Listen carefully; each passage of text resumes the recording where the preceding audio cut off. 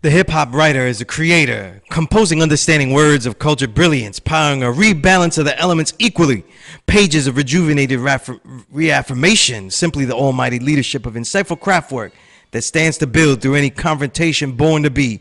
Yet his daily duty is as a journalist that questions properly, uses his ears for the good to filter the real.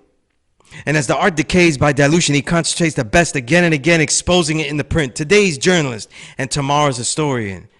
He listens to share. Here is that necessary attempt executed again and again and again. This is the Power Right Show on S.STREET Media. This is your brother, the lone low life with the home-sewn garment, the Boricua with the build, the true and living God stepping in score, SUNEZ Allah, a.k.a. Skillustrator Low. And we are on S.STREET Media, the evolution of media, where every intrigue will have its own show, every incredible thought will have its own episode, and every timeless insight will be archived.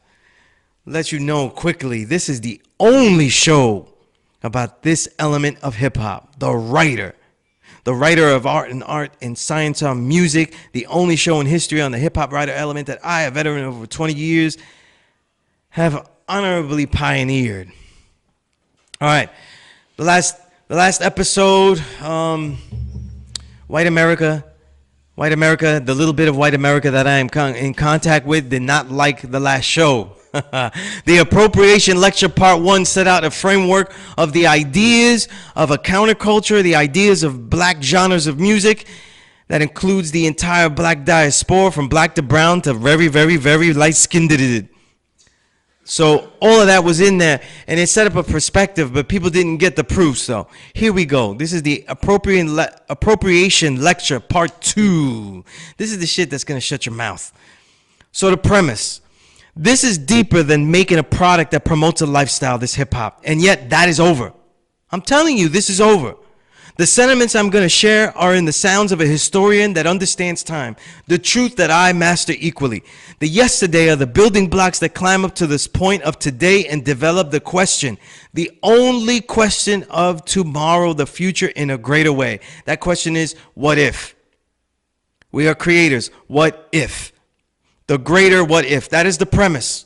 A lot of people aren't with the premise. A lot of people can dismiss this and say that's not what it is anymore. I'm telling you that it is if we understand the past, we understand what the future must be, and we really understand the quality of this current moment. And a lot of this appropriation lecture is obviously built on the idea of racism.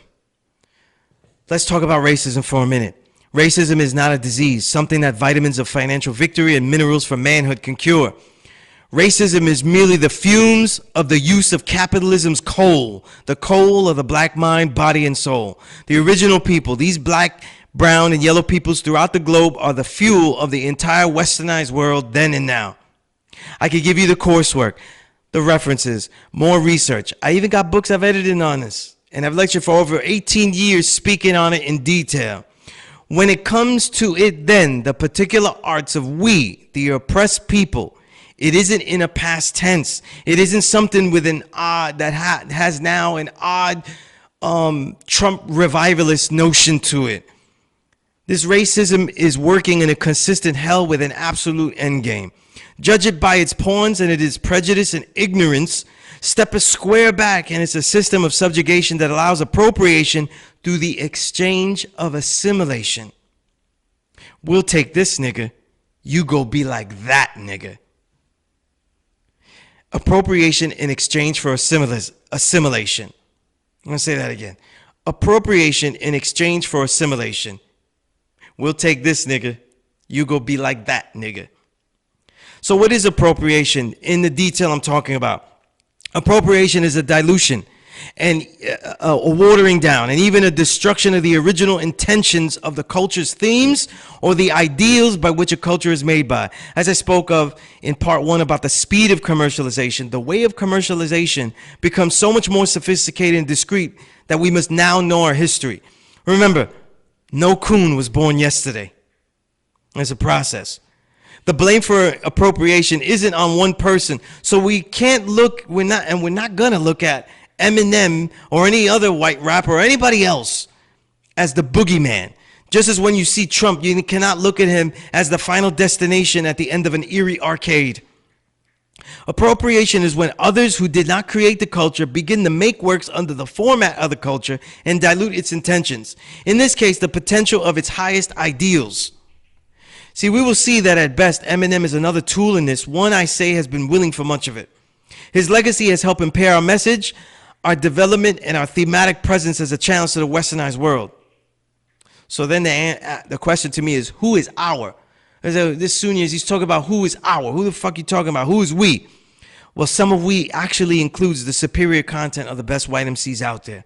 So you all need to listen. Let's listen for a little bit, right? So to do all this, we have to talk about the fall of content.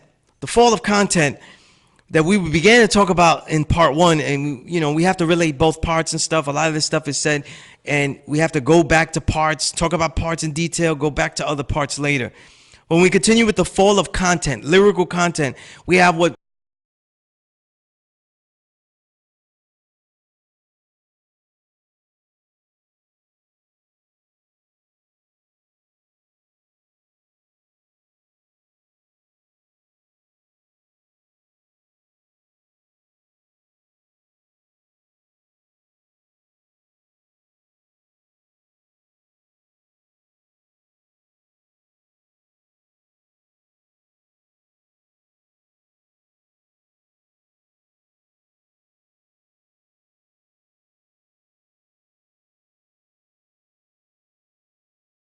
soneros, and he's one of the people that innovated in his band so many ideas, right? Anyway, when I had my daughter with me, he started to play this song. One of my favorite song is called Revolt, La Libertad Lógico. That literally means the inevitable revolution, okay? Revolt, the inevitable revolution. He's about to play that shit. I'm getting hype. I'm getting hype in here because we're at, I think we were in the jazz hall. I'm forgetting the name of it though, on West 66th Street. You know, when you go in the real nice jazz halls down there, right? So I spent a good penny to take my daughter to see Eddie P. You know what I mean? And he's about to play it, so I'm like, yo, this is about Puerto Rican independence. It's militant. You know what I mean? And then I get disappointed because the musicianship is crazy, but they just do instrumental. There's no lyrics in the bitch. I said, it's not the same. He didn't throw the lyrics. And my daughter's looking at me like, I don't, you know, like whatever. She doesn't know what she's missing. And I'm tight. I'm telling all these people we need to know that, well, he don't bear witness. He don't bear witness no more. This is one of my disappointments. And when we take it back to hip hop, the ethos, meaning the nature that we talk about, like I'll say one of them that I always hashtag, that is one of the 3 pillars for me after knowledge of self, after love and loyalty, is original creativity. And we could talk about it as like hip hop purity or hip hop realness. They're all acceptable to people now in the abstract. You know, bars, but of what? You know, destroying whack rappers from where, who, why. So if we follow the money to the black-brown mind, we get to the intellectual property, the most famous IP being our creativity. So our hip-hop work constantly has to assimilate and reduce creativity to an untargeted, unfocused opponent. So what happens? The opponent is us. You hear a battle bar, they're killing niggas. In general, niggas. No nigga in particular, just niggas. So you see a bar, like, yeah, I liked it. It was a lot of bars. Who he killed? He just killed niggas. I don't know who he was killing, you know, like some of the best music out today. Who is he talking about? It's just niggas. It's just about niggas he's killed. From the legend to the peon in this hip hop shit. It has been reduced to that, and it becomes artistic and punchline, but at the same time, it has no detail. Not detail like Ice Cube's work in '92 or his work with the Lynch Mob. That had detail. We knew who he was talking about. And when he talked about niggas, right, we knew what kind of niggas he was talking about. The ones that aren't true to the game. Remember that? So there are peaks to this shit. And by the time the 2000s came along, though, in the underground, much of it was controlled by white people that loved hip hop and expected it to be something that would relate to them because they put a lot of effort into loving it. And those bars had to be generic. So on the other spectrum, if you took it to today's level, today's touted lyricism is now merely liberal arts. I call it the liberal arts. These niggas is liberals. They're like a bunch of Hillary Clintons and Bill Clintons rhyming. Their issues aren't really tough. The diluted content that doesn't really push the envelope. So from Kendrick Lamar and J. Cole to Logic and Macklemore, it all restates generic black empowerment themes that have been tossed from the mainstream through the dark ages, those 2000s, to come back now in this decade very diluted. And it takes a chest out power stance on issues that are hardly militant and are really a soft liberal agenda being played out. You know what I mean?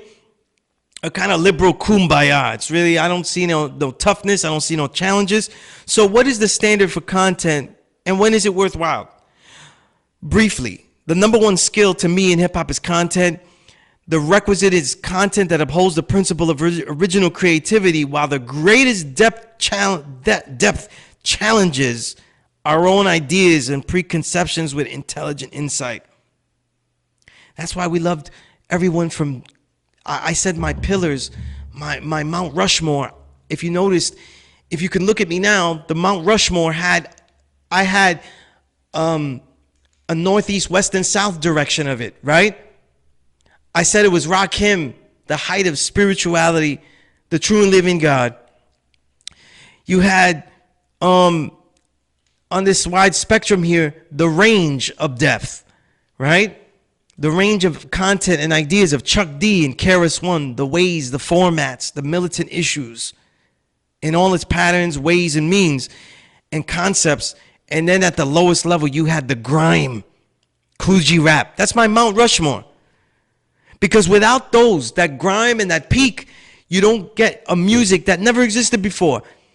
Okay, people hate negativity, say, yo, SUNEZ, how come we not attacking kludgy rap or those guys like that? Do you realize that without those rappers that talk that shit in detail like that, there is no source to go for how it really is in the street? What place are you going to go to tell you about the horrors of life as we see it today and as we go through it? It is usually some liberal writing at the Huffington Post that tells us what's going on, though. The hood is really bad, though. These are the number one places that are gentrified, but not really gentrified just yet. You know what I mean? Oh, yeah, you know, oh, my goodness, yeah. I'm just saying, though, you know what I mean? I'm just saying, you know. The thing is, that's the point. So let's look at this a little bit further, right? We'll talk about Eminem, because this is now the juicy part, though, where everybody was like, you know, how dare you put Eminem in that meme? Like I made the meme, that Grand Theft Culture meme on my Instagram. You know, how dare you put Eminem in there? You know what I mean? How dare you? You know, I laugh when I see a brother tell me, oh, you've got to be kidding me. When I read it, it sounds like, yes, you've got to be kidding me. Jesus Christ. You know what I mean? But here's the thing. I want to tell you about the 3 moments that I met Eminem in totally 3 different ways. Right? It's 1997.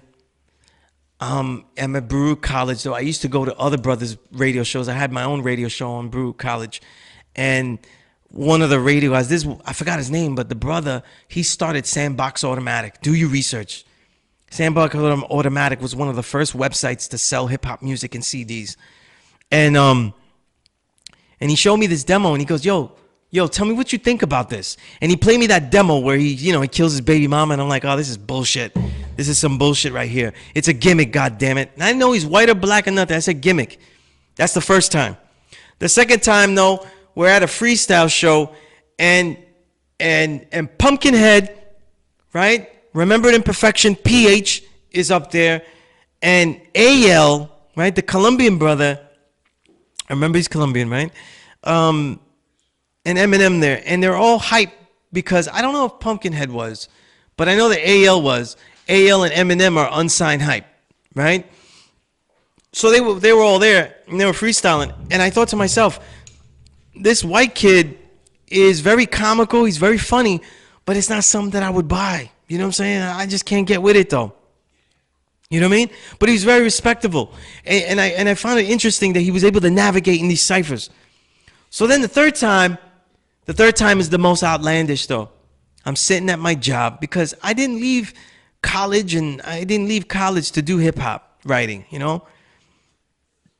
So I got a regular desk job at a publishing firm. I get a call and I'm thinking, I'm going to get another freelance job. All right, let's see what I'm going to get. He calls me up, gives me a freelance job. I forget who it was. But he tells me about an album though. Yo, this guy Eminem, he came out with his Slim Shady LP, his debut. And you gotta hear this.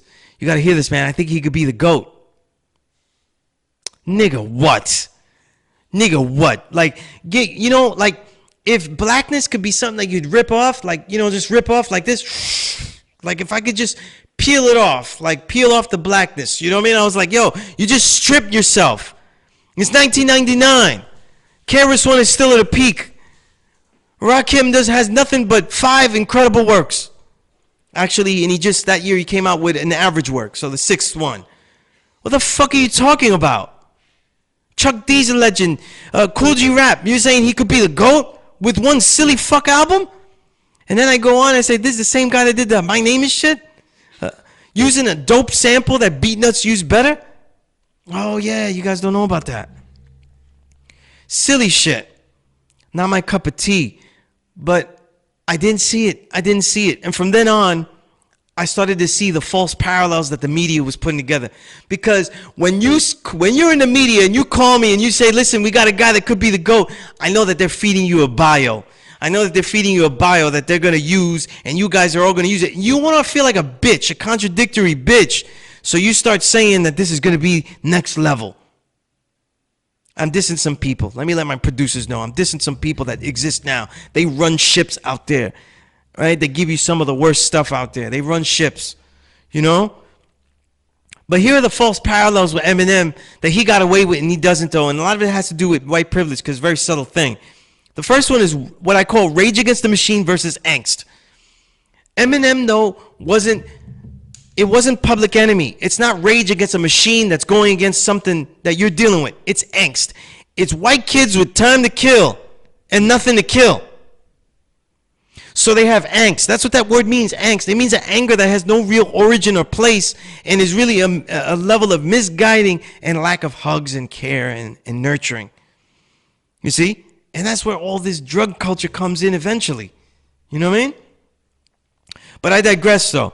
Those things were equated as the same. So, they took the vocals, the voice of Tupac's aggression that comes out, and now it's black in the black, you know what I mean? And all that shit. But he took the anger and the intensity that Tupac had so sincerely for a particular reality and a particular purpose and repurposed it. If you think I'm kidding, no.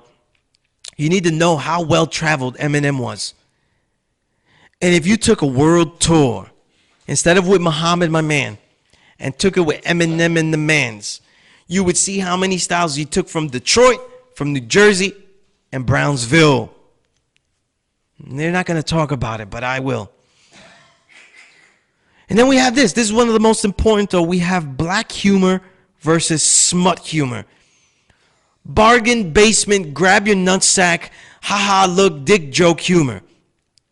There's a complete seriousness taken into one where a red man and legends like that will have humor and it'll mean something. Even Old Dirty Bastard's humor had a lot of depth to it. You know what I mean? It had a lot of depth to it. And if you weren't seeing it though, then you were enjoying the caricature that was made out of Old Dirty after that first album. But the minute Eminem comes in the door, his humor could say a lot of things, and there's a complete dismissal of anything he says. In fact, the only people that's hit him hard, is the gay community. Because it's the only one that cared for like what he might be saying. But then the third thing we have is paying dues. Unlike the typical artist who is a prototype that labels were looking for. Paying dues is something that in the 90s, to be heard, you had to be signed. Independent stuff was very difficult to do. So you'd have to do it, and you just couldn't do it for a long period of time, though. You know what I mean?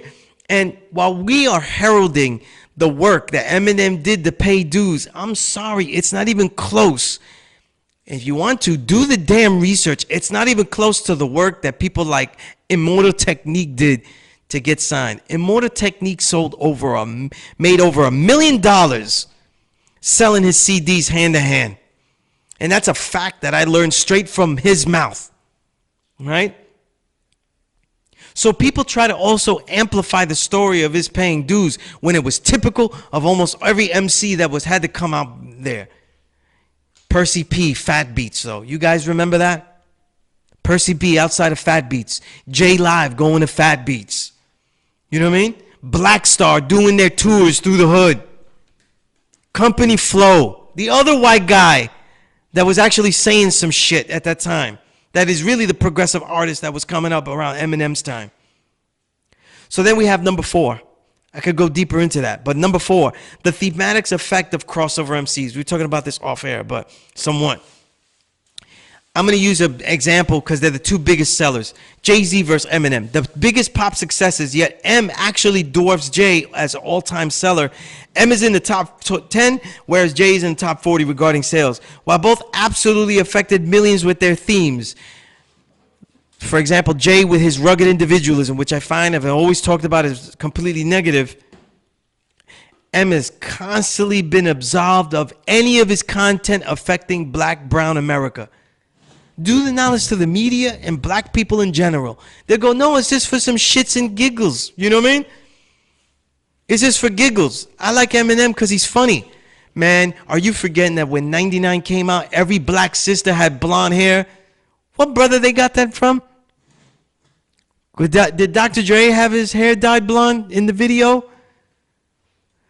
Now, if all the black sisters had their heads dyed blonde, the brothers had their minds dyed blonde. You feel me? You know what I mean? What I'm saying is that this drug culture, all of a sudden, it wasn't just weed. In the 90s, though, and I'm someone that has a different vantage point. All these ciphers I would, growing up hip-hop, covering hip-hop since 1994, everywhere you could go.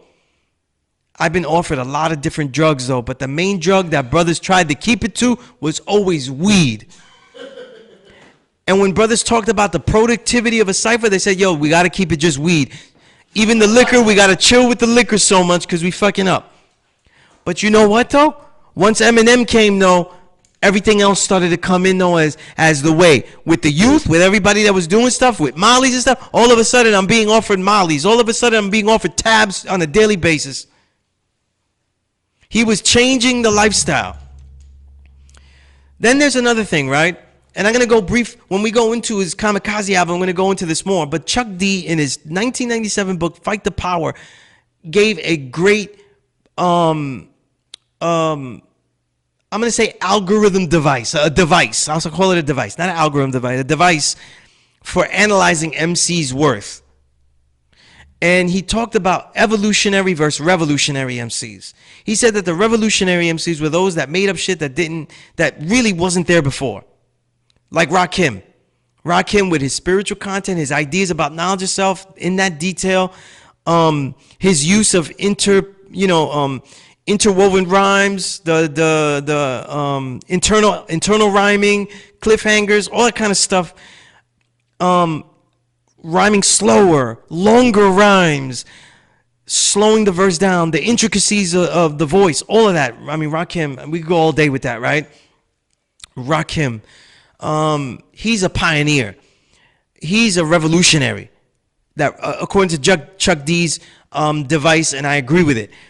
Then evolutionary would be somebody that didn't really invent like something like next level, but they took it to a next level, the devices. So for example, what's a good example? Big Pun to Cool G Rap. Nas to Rakim, yes. That would be a great example, right? So they didn't invent those things, but they took it to a next level. Like Pun took it to a next level, the verbal dexterity that G-Rap was already doing, though. If you break it down to its parts, you say, well, he didn't really invent it, but he also gave it a new cadence, a new style. It's evolutionary. Back to Eminem. What the fuck is evolutionary, let alone revolutionary in his stuff?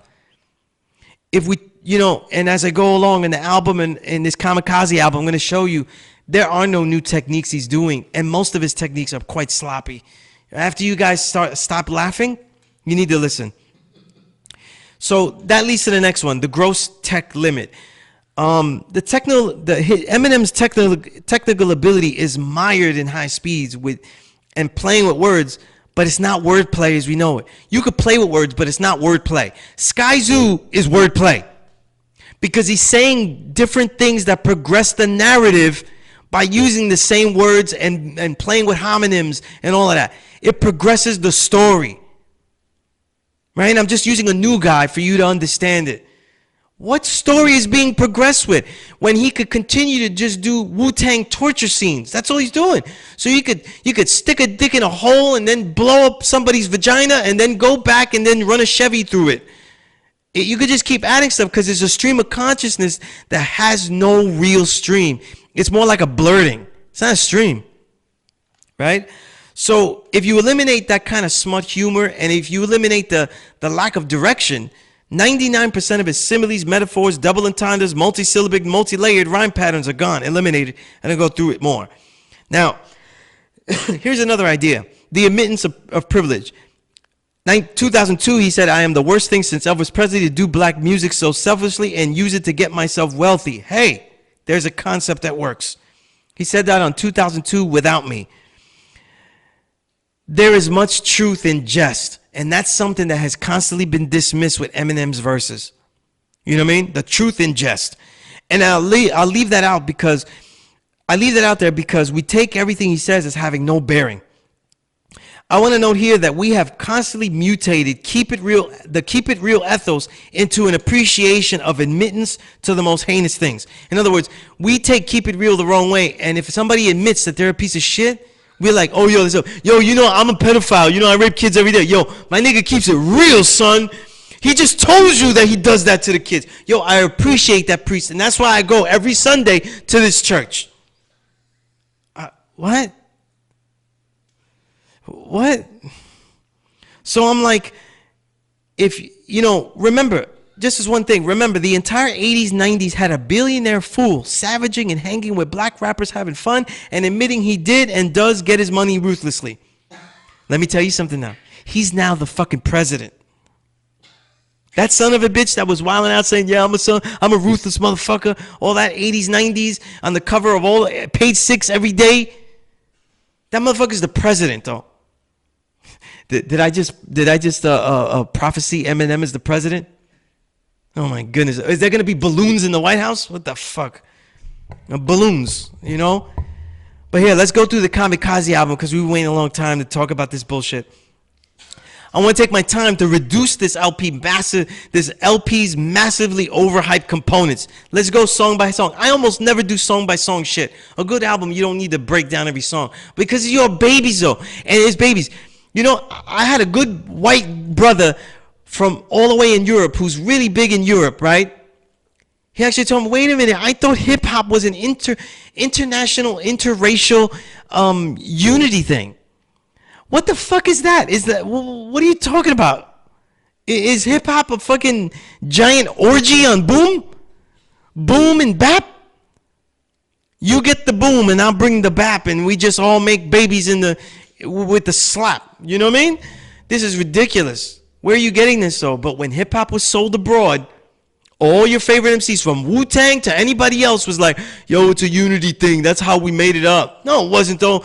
Don't tell me I could go to the Bronx in 1982 and 1979 and just go to a show and say, yo, I'm from Brooklyn though. Yo, it's all unity and love. Nigga, shit. With what weaponry though? Did not, you know, Bambaataa wasn't stopping everything. So we go through this album, right? And it starts out with Ringer, right? The content peaks are all in pseudo stream of consciousness that I was talking about that always ends up in basically a 36-chamber skit. It's like, yo, put your nuts on, put your fucking nuts on a dresser. Dresser lesser, besser than the Kessler. You know that all you have to do is add internal rhymes and you have an Eminem bar. It's a Wu-Tang torture skit in the most whitest, most evilish way possible. There's nothing's being said. Then here's the thing. We jump to Greatest, the next song. And from naming it merely the greatest and then using Muhammad Ali as a parallel, oh boy, there's a lot of propaganda on this cut. The Elvis cloning to me is at its most subtlest levels here. See, you want to be the greatest and you think you are. You see? And now that you have a mass following, though, and say it that way and insinuate it that way, that's what people's going to say. So the camouflage moment here is to make it seem as if he's reaffirming his white rapper throne. But that's not a fucking thing. The white rapper is not a fucking thing. You know what I mean? So really, if we analyze the song lyrically, the reasons he gives for being the greatest is really a lot of materialistic chest pumping. Break that verse bar for bar. Jay-Z would be very, very proud because he's Scrooge McDuck. Scrooge McDuck drove in. You know, who's the villain that always opposed Scrooge McDuck? Because that's Eminem diving in, though, into that pile of soft gold. It's soft gold because, you know, my nigga would be dead. How does that Scrooge dive into that gold not be dead? But, yo, then we have Lucky You. They made a video for it. I don't understand it. So it's got Joyner Lucas on it. And I say Joyner Lucas is a perfect example of the liberal arts movement. He's a rising star in the liberal arts movement. He says this. I'm going to quote Joyner Lucas. All my life I want a Grammy, but I'll probably never get it. I ain't never had no trophy or no motherfucking ribbon. Fuck the system. I'm that nigga. Bend the law. Cut the rules. I'm about to risk it all. I ain't got much to lose. Now that there is such an amplified lust for establishment's acknowledgement disguised as a glorification of rebellion that you'll ever hear on wax. I'm going to act like a rebel, but deep down, I'm really hurt because they don't want to give me the trophy. You know what I mean? They don't want to give me a trophy, so I'm going to be a rebel. Shit. It's like that's why we like the superhero and not the supervillain. Because the supervillain is a bitch nigga that didn't get the awards, and then he becomes a supervillain. You know what I'm saying? Remember, not MF Doom, but remember Doom, Dr. Doom. He never got his accolade, so he was like, fuck that, I'm going to be a villain and shit. That's what you sound like. That's what you sound like. You know what I mean? It's perfect to be embraced by Eminem, and for Joyner, it's in line with his non-hitting hit, the I'm Not a Racist, that gives a false balance to the issue of racism by coupling survivalist prejudices of black people with racist tendencies of white people. See, when we look at white people and we go, I don't know, this motherfucker got a trucker cap and he looks all weird and shit, you know, he could be somebody that kill us. That's a prejudice, though, that probably could pan out. Your shit is just racist tendencies and shit. So as we continue, right, Stepping Stone. Stepping Stone. This is it. This is it. Stepping Stone literally gives apologies in place of reparations moment. This is a Bill Clinton moment. I apologize for slavery. I apologize, D12, for using you as a stepping stone. But yo, this shit is over already. You know what I mean? This is morals ethics class 606. You know what I'm saying? Again, this has to do with the confugency of honesty as a principle of honor. You know what I mean? So he honestly says it. He says it in the song. He says, listen, I used you guys as a stepping stone. I'm really sorry about that. How do you get over that, though? Nigga, you got some money. Do some reparations and shit. Are you? Are you? And if he is, you should have said something, though. At least it'd be a good model for other white people that have stepped on brothers on the way up. You know what I mean? But I don't know. I don't know. You know what I mean? And in this reparation-less America, this still keeps being the movie that motions caricatures. You know what I mean? But yeah, then we have Not Alike. Right? So the technical abilities that everybody is sweating are all based on speed here. The rhymes they're not multi-layered. I'm sorry. If you guys want to know what a multi-layered verse, that is not it. Okay? They are actually what I like to call, because I had to make up a new word to describe this. They are monopacked. Okay? They are monopacked. You want to see a monotone delivery that is multi-layered, that's Big Pun. If you want to see just monopacking, where you're just saying a lot of shit and nothing's really happening, that is this song, Not Alike. And why? Because here's the thing, an issue I have, though. A lot of MCs now, they overbar. And it's because they've been failing ever since Cool G Rap. Cool G Rap never overbars. Listen to any Cool G Rap verse. He go as fast as possible. He never overbars. And that's what makes him the go to that shit. It's just mind-blowing. When you listen to Eminem, he's literally overbarring. You know what I mean? And as usual, though, he uses inflections of silliness, though, to cover it up. You know how an MC punches in? This guy doesn't punch in. He giggles in. He fucking giggles in the verse. He punches in the inflection of giggle, and then that shit stops you from saying, yo, that shit was overbarred. It's actually not correct in there. And trust me, if you want to see somebody that under and over bars on purpose to be wrong, then you're going to have to listen to Jay-Z. Because he does it on purpose, though. And if you want to see somebody do it on purpose that doesn't do it fucked up and has a real mastery of it, is Jay-Z, even though I'm a Jay-Z critic. But we're talking about Eminem, and you fucking people don't know anything about fucking music. All the rap artists is big sellers, though. You know what I mean? So I can only talk about big sellers on this lecture here, right? Shit, if I name somebody else, you'll probably go, who the fuck is that? He's not relevant. But yo, in this song, Not Alike, check this shit out. The irony. Royce the 5'9" says on it. He says on this song, Not Alike, y'all music sound like Dr. Zeus inspired it. What? You're rhyming next to Dr. Zeus. This Dr. Zeus is right fucking there. He's wearing the fucking hat. That's his whole fucking career. Like, check your man before you go at all these skittle-headed kids. Why are you mad at the skittle-heads? When your man he ushered in the silliness. How is it Tekashi could rhyme silly and not give a fuck about and be brash and yet also be corny as fuck? Where did he get that from? Where did he get that idea from? He got that shit from you. He didn't get it from the other legendary comedic MCs, Redman, Biz Markie, Old Dirty Bastard. He didn't get it from them. Then we have the title track, Kamikaze, another pop gimmick flow that sounds horrible for everyone else, and now that it's his turn, it's great, right? So it all but guarantees you'll never hear that MGK, in it, lyrically listen, he all but guarantees you'll never hear that MGK freestyle on Shady again, even though he says he doesn't stop anyone's career, right, Sway? Hey, Sway, listen to that track again, though, and see if he was bullshitting you in there. You know what I'm saying? This is why you gotta have follow-up questions, or did they cut that shit out? Is that part 3.5? The follow-up? So then we have Fall with an intro of tinkering keyboarding and overbuffed pre-talk that sounds like a Saturday Night Live parody. I thought Chris Parnell was going to go in. That shit saying he sounded like Chris Parnell about to do a rap. Right? His voice sounded funny. It doesn't sound tough. So I see, but now, I agree. I see the subtleties of racism because as the biggest pop MC, right, and not the best of that either, that's Jay-Z, there needed to be a real insight as to why whites in general are guests in hip-hop culture. If he disagreed with that, he needed to give insight and not just grab his nuts and say he'll go into Lord Jamal's home and rub his nuts on Lord Jamal. Pause. Right? And we're going to talk about this, the degradation of the battle, because white privilege has ruined a lot of the battle ethos in hip-hop. Right? But let's go to another song. It's a weak rap sheet. That whole battle rap was just... Let's continue. I'm so glad I don't have to listen to this shit after today.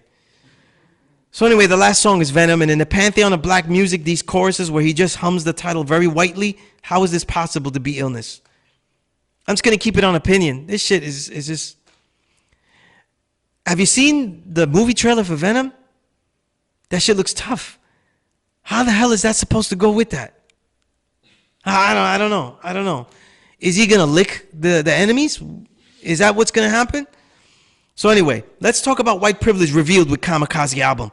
As I noted in part 1, no one shows the worthlessness of soulless, content depth impaired, technical skill in the arts than the popularly heralded, media misacclaimed, white gentrifying champion that is Eminem. So let's talk about album response with lesser content. The great album response he got with lesser album content. Let's use Nas's Nasir versus Kamikaze. It comes to mind because I'm going to use it as a loose comparison because we don't favor actual content. The uncovering of deeper meaning in an MC's ideas and presentation. It still bugs me that Nasir has found more scrutiny than Kamikaze on this level. Nasir was criticized for not having enough content. When if you look, songs like Everything, right? Just Everything by itself. That song, Everything. That song has more content than the entire Kamikaze album. The whole thing. The whole thing. Every single bar has ideas in there, themes, and it has situations and stories like when he takes his baby to get the vaccine and shit. And it's having a quandary about it. But here's the thing. Eminem's Kamikaze is being heralded because it's sounding dumb, silly, and wildly biting. You know what I'm going to call this, though? This kind of reality? I'm going to call it razzles. This nigga's razzles. The Eminem content is literally a box of razzles. It's an embrace. It's weak gimmick candy, and then it gets assimilated as a gum. So you chew on it forever as if it's food, but it has no real value. And then shit, it doesn't even have any sugar in it after a while. And when people listen, you love the razzles, and I'm embarrassed that the media mouths of this culture are a bunch of leeches with talking cavities. Nasir is an album that easily shows Nas's technical skills are still up to par, although they are not. They also, even as they flaw in the experimental works that Kanye unfortunately gave him. But it's still an album that easily the technical limitations that we see in Nas are drawn out because he isn't pushed to say as much as he would under them. However, Kamikaze is applauded for regressing content. And then we go to the music. Musically, Kamikaze isn't good music unless we lower our standard again. When it's using auto-tune lazily, it has weak musical backdrops of tinny pianos and plucky keyboarding, and infantile working of arrangements with drums that boom slop but don't boom bap out of fear of sounding dated, never taking the challenge to make the definition of the deepest sound, entitled boom bap, the blueprint for a progressive sound. We always talk about boom bap as if it's a dirty word. It's the presence of cliched sounds, but it should be an artist's way of saying, like, listen, let's do this and be progressive with it. You know what I mean? But if we go back to Nasir as a loose comparative of black and white response here, right? Kanye, who clearly can produce a powerful and progressive hardcore sound, right? I'm looking at fucking Pusha T, dope artwork, right? And albums like that, the Daytona or Commons. How about Commons' 2 albums he did, right? It led to Nas being chastised for picking terribly once again. However, here, as Eminem stays to his deliberate stereotypes of lack of depth, he's embraced once again. It's almost like his corny persona and shock jock verse thematics are the anthemics of the very vast dog following whistle he's developed. I gotta call it a dog whistle following. There's nothing else to it. So when we talk about that dog whistle following, let's go. Because once you say Eminem's the GOAT, it has to be a sales thing. That everybody has been enamored by him for so long that has to go there. Let's check this out. The greatest farce for an MC who isn't even close. I gotta give a shout out to the guy True Sankofa of True School Radio. That's school with a K. He's the actual one who reminded me that Twista had an album called Kamikaze back in 2004. So this motherfucker decided to rhyme as fast as he could, and he took the title of an album of really the pinnacle of fast rhyming. Kamikaze. Twista. But he's not biting. He's not appropriating. He's just there. You know what I mean? Because he rhymes fast too. I'm sure that somebody will excuse it somehow. You know what I mean? It's a perfect example of showing you how he's constantly influenced by things.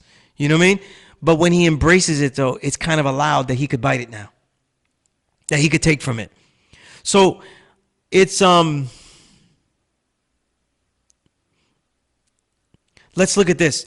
After 45 years of hip-hop music, all right? 45 years of hip-hop music, right? That's the anniversary, right? 45 years of hip-hop. Let's take away 10 of those years and say we have at least 15, and we have 30-plus years of recorded music, right? Do you realize that the majority of people, absolutely including MCs, including MCs that knew, befriended him, rapping the same ciphers and times, were blown away, and that is by Eminem in his rise up, and that was due to our own subconscious exalting of whites achieving in our supposedly natural feats. You go play ball in the court though, and you see a white guy dunk, you were like, yo, he's an anomaly, and you embrace him. That's a fact. That's a fact. You don't go like this, yeah, we just did that. You know, we just did that. I seen white kids get more hype on the basketball court doing something than other brothers who could be like shorter than me dunking.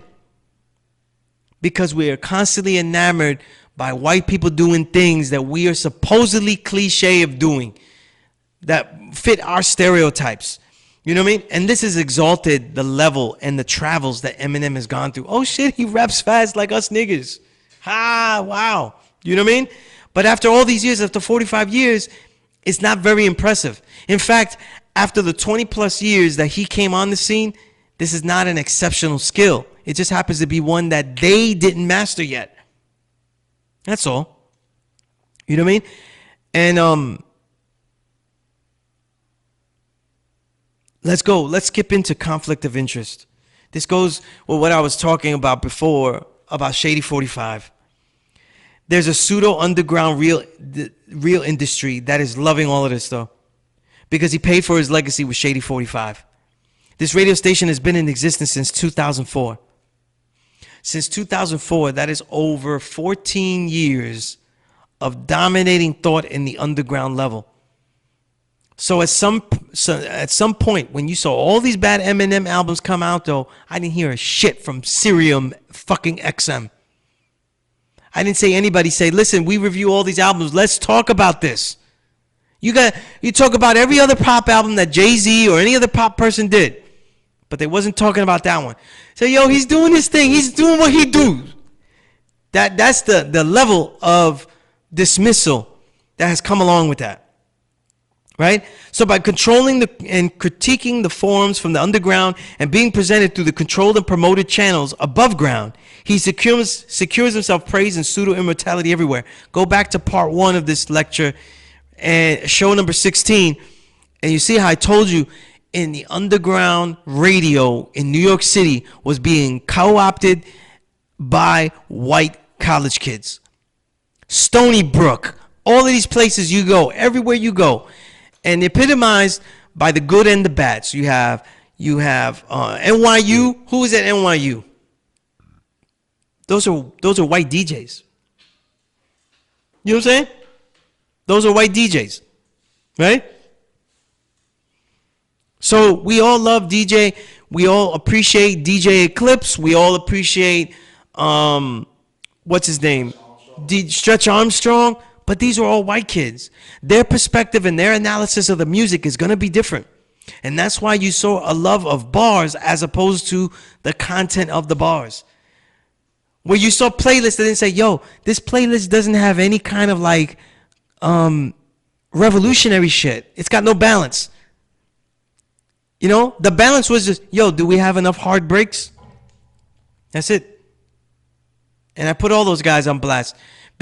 Not because of who they are or the wickedness they was doing, but because they took over forms, though, that would have been much different if it wasn't them. And that's just a historical fact. You think Fat Beats would be the haven for every white kid in the late 90s, though, if it wasn't run by white kids?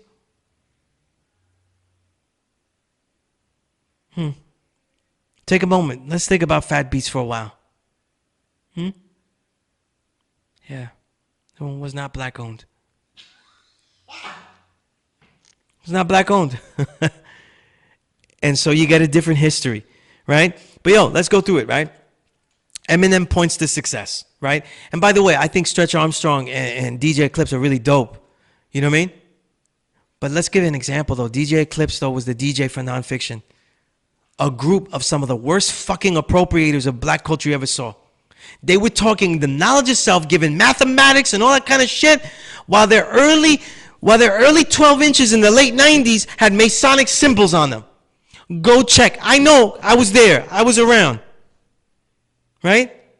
This is why I had to put that son of a woman and all those things. I've been around, you know. I've seen things. Ha! You know what I mean? I was going to go. I'm going to stay now. But yeah, Eminem points to success, and this is where we put out our Elvis cap, right? Our Elvis stuff. We constantly amplify the worth of any white achieving something rudimentary. I said this, right? This is a consequence, right, of people caring more about the cultures, not caring about the culture's countercultural potential. The potential to be militant. The potential to be rebellious as we know it. You know what I mean? No lane. No lane at all. Right? So, remember, one of the first things, though, that we have here, and when we correlate them historically, we have Eminem's humor. This is a key to success, right? Because it's what got him into the black and brown ciphers. You know what I mean? It's what got him into the ciphers, though. You know what's funny? When you watch 8 Mile, when I saw 8 Mile, you know what I said? I don't care if Craig G helped in this movie. I don't care about nothing. Nobody in the 90s is going into any fucking club, though, and going on stage and going, nigga, I will fuck your mother and beat the shit out of you and your girlfriend and your children without getting fucked up. I've been at shows though where a Motor Technique, this is just an example, didn't battle rap. He just rhymed, and he rhymed so tough that other guys gave me the mic. I said, "Nigga, I don't MC. You don't want to go now? You don't want to rhyme? You don't want to rhyme now?" Because they were scared. When you those battle ciphers though, you had the battle with your best verse. It wasn't about dissing a nigga that was in front of you. You're liable to get yourself killed. Wu-Tang coming on the come up. Wu-Tang comes up and they give their best battle verse though, and you go, "Nah, fuck Wu-Tang. You look like a fucking clown, Staten Island bitch asses, blah blah blah," right? Man, there was Wu-Tang spread throughout the whole crowd. You're liable to get yourself killed. You better give a good verse that got nothing to do with dissing the nigga that's in front of you. So, but when you see 8 Mile, he's tugging on the people's shirt. He's telling them like, "You got shoes," blah, blah, blah, and it diluted the battle rap. And I know battle rap is a big thing. And I know people like PH, Remembered Imperfection, made it a whole thing, and they pioneered the lane. But from 106 and Park, Freestyle Friday, all the way to the way people take the way verse for verse, versus verse, it becomes a silly humor thing. The guy that gets the most giggles out of something, that's not the way it used to be. It used to be, "Yo, kick your verse first." Yeah, your verse was whack though. Right, when we were in the street, when we do hip hop in the street, they say, "Yo, you rhyme? You rhyme." And then it wasn't about jokes and giggles. It was about, "Yo, who rhymes iller?" So when he did that, it parallels literally a white version of Little Richard.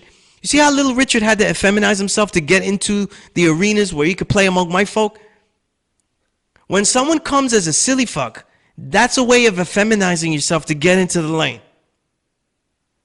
That ain't no threat right there. That's a silly fuck. Let him in. That's my silly nigga. He's a goofball. Nah, he's a goofball. He's cool, man. Hey, he's cool, man. You know, like every after school special, the white guy always has to go, "Hey, he's cool. This brother's with us. He's cool." You know what I mean? It's like the reverse of shit. Got the brothers going, "No, he's cool, man. Don't kill him don't get your reparations from him." You know what I mean? So here's another thing. He pitched himself and was pitched as someone who has a diverse adaptation of skill sets as opposed to the story of a white man emceeing. The story of a white man emceeing is not the story of Eminem. The story of a white man coming up wasn't told until the 8 Mile movie. Everything else was a caricature of his real life, an exaggeration and inflation done in a comedic sense. It was never real, right? The other aspect was the constant attack of pop stars that furthered his stardom. So you have the lyric roots, and the hip hop lyric roots in content are clearly anti-mainstream. So when he does this, right, he does this without backlash because it seems like a battle rap, right? But the pop stars as an enemy is a low level. It's a low level, right? So let's go through some of the other ideas, right? One of the last ideas in this, though, that Eminem came to say was the media, of course. As my personal story, the peak of Eminem was 2000, but it wasn't even one of the most important albums of the year, right? But Marshall Mathers LP was the album that they were able to use to say that he is GOAT status. That one, to me, the only classic that he has. The only classic. But I still don't see it as an essential album like Illmatic or Paid in Full. In fact, the reason I don't is because in 2000, the 2 albums of that year that really significantly changed hip-hop was Supreme Clientele and Let's Get Free, right? You have 2 angles. You have Supreme Clientele changing the way everyone rhymes and taking an abstract technique to another level. It birthed everything. It birthed, really, to me, the star of this decade, which was Sean Price, right? Remembered Imperfection, Sean Price. And then you have Let's Get Free, which was finally a rebirth in a more commercial lane of revolution. Black community, what are we doing for us? What is our problems? And the music was more progressive. Just listen to It's Bigger Than Hip Hop. That's one of Kanye's most progressive beats. If he had only explored stuff like that. You know what I mean? In fact, if we was going to go as far as elevation of lyricism, the real innovator that was white was LP. with that Company Flow album and the abstract techniques that he was rhyming and the ideas that he was putting forth. So let's talk about and end this, though, with the battles. The battles against principle throughout this decade of this invisible renaissance that I call this decade that helps keep the greatest invisible. There's a dilution of the battle. From the quality of the rap to the applause of the trap. The punchline is over the idea. This is what I was getting at. And that whole 8 Mile thing. You know, it's funny. We need Michael Rappaport to tell us what to do. Really? We need you to tell us how this thing goes. See, now what the problem is that it's still what white people like Rappaport and others, they think they're talking hip hop. But what they're doing, though, is what has digressed into. You want to battle, you go, yo, Lord Jamal or Joe Budden, they need to respond back. You know what you're asking for is not battle. You're asking for product. Because as hip hop, we don't live a culture of hip hop or any kind of expression, like an expressional culture of hip hop. We just are consumers of the product. We just consume shit. So when you have beef with him, give me some more consuming product. That's what you're asking for. Right? How does this denigrate? I say it goes back. One of the peaks, pivotal moments is the Bronson versus Ghostface. That's one of the peaks where you see a white rapper getting white privilege because a battle that's not based on battling. Battling was, we don't fucking like you. And that's why we're battling. Go research KRS-One versus Shan and the reasons for that. It has nothing to do with Shan being fake or them being contrary to the culture. Nothing of that. It has to do with that they didn't like their music. They didn't like KRS-One's music. But now the battle with, let's say, Bronson and Ghost, now you see the battle based on I'm allowed to bite, and you can't tell me to bite. Are you serious? So now something that shouldn't be a battle is now a battle. The principles of hip-hop are not something to be battled over. Just like when Eminem does a song against Lord Jamal, the real jewel is if he made a song proving beyond just saying how much sales he's and how long he's been in the game, why whites are not guessing him. Not you. Why whites are guessing hip-hop in that concept, right? Right? And going through this, we have Droog. When Droog came out, they thought he was Nas. Now it's okay for an MC to come out and you think he's like somebody else. That means that he's not original enough. See, we have degradations in this, right? And now we have the self-gentrification, though. We have $1,000 albums. So all these factors are diluting everything. So we go back to Eminem and some of the trends. We have the swallowing of talent. Look out for the Jay-Z flow. Because Conway and Westside Gunn are nowhere to be found. Everything that they're releasing, like Conway released something at the release of this show, they're releasing their shit on the independent level. They're being swallowed up, though. Now, if Eminem's as good as Jay-Z, he'll swallow the shit out of Jay, like he swallowed the shit out of Jay Electronica. You'll never see him, right? And then note that his pop ladder for others to climb is one of dilution. Go listen to the Joe Budden's podcast. That's the real jewel of that Budden podcast, right? And I'm going to skip all the battles. The Joe Budden versus Eminem, the MGK versus Eminem. Those are shit battles. The white on white crime doesn't concern me. You know what I mean? But look, I want to end in this. Why this whole show? Imagine if we could create a form that is countercultural. Something that challenges the thoughts that compose the decisions that make our life. It would counter the culture that is given to us, that is made in us, that is assimilated into us. It wouldn't be a mere rebellious event, something that uses the anti-hero to mask the justification of immediate devilishment, a rugged individualism, a me by any means way calling itself anti-establishment, but instead just vying for the future positions of black bourgeoisie. Because, right, these guys, they talk their shit, but we're just making tomorrow's black bougie. The bourgeoisie of today is Jay-Z. That's tomorrow's black bourgeoisie. But for us to what if, that question of the creator, what if to a culture that lived, to a culture where we lived the lyrics, made the lyrics something worthy of living, and created music with the care of daring innovation that place a whole lot of us won't go. It's a place a lot of us won't go. But hip-hop was supposed to be for the rare, for the few, for everybody else to enjoy, maybe try to partake in. But it was really for a select few. And that's where I'm from. So I'm going to end it here. A little piece I wrote a long time ago called My Medina. My Medina, his Crooklyn, their Brooknam, everyone's Bucktown. Metaphors for war, some fight racists by the rock, others matador the trickle down at the hard place. Through a life of lead ciphers, charging bulls got a run and start from Wall Street. MGV and SJP, where them old time drone villages. Pillages, presumed penance, so the pole peel-packed pockets. A damaged collateral soon collabed in crew, and its bullets sailed through temples, the unholiest that pray, soon see love the core of loyalty's weaponry.